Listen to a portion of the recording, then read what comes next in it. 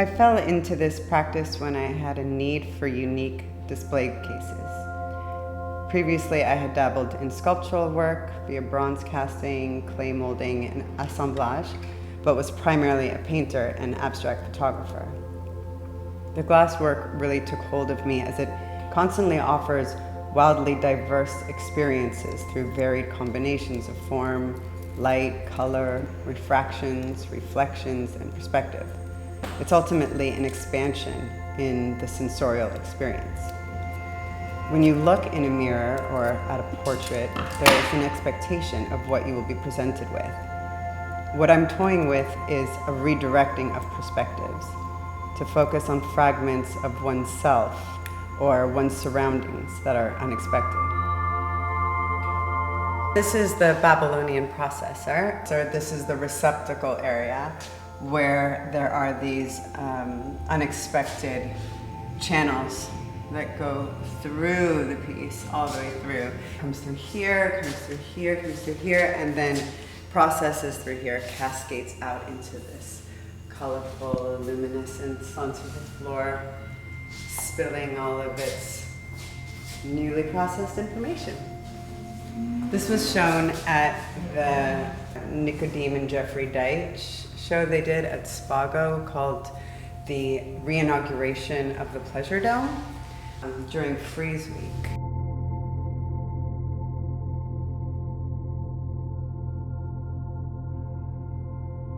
This is a work that's a prime example of the redirection of expectations, repositioning one's perspective constantly.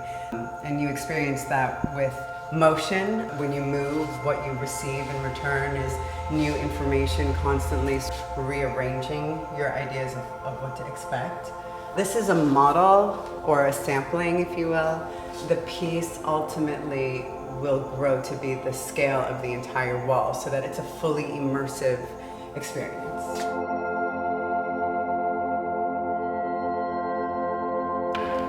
So I paint it with flux, and then I grab the solder, and there's quite a bit on here, and then I kind of paint it on.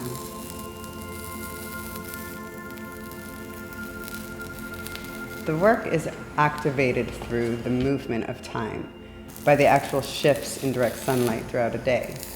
Refractions glide across walls and color fragments meld into new gradient shades. It becomes alive. Like most people, I have a deep sense of awe and appreciation for the artful formations in nature, and am positive that it drives my hand to a certain degree, but ultimately the practice is a sort of meditation. I'm not very clear on what the outcome will be. Through the process, it exposes itself to me. So yeah, then you end up with these soldered fragments. I'm going to do this one. The glass has different textures, so oftentimes that's what you're matching.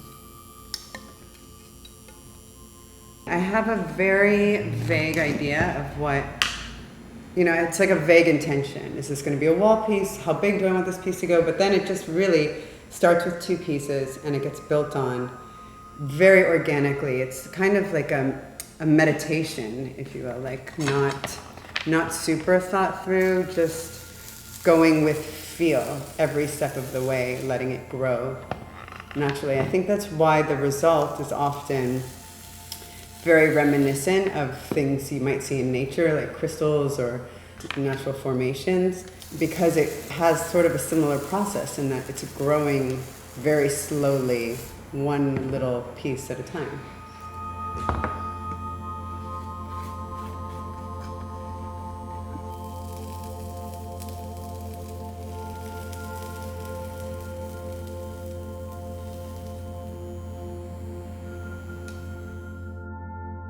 So this is Kali. She's a really good manifestation of form. So my intention was initially focused on this part inside as sort of a vortex I wanted to create, and then build the form around it, and it exposed itself as this, what I think is a very magnificent eye piece. I'm toying here with color color through light. The way the light hits it from different angles brings it into different forms of aliveness. The gradients of color changes, and the cast that it shoots off when it's on an illuminated pedestal as well has kind of a life of its own.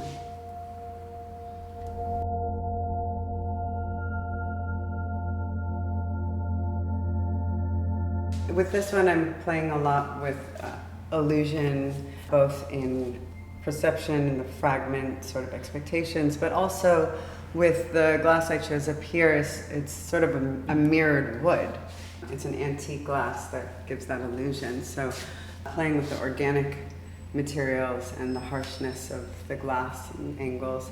It's also a form that can sit in many different positions.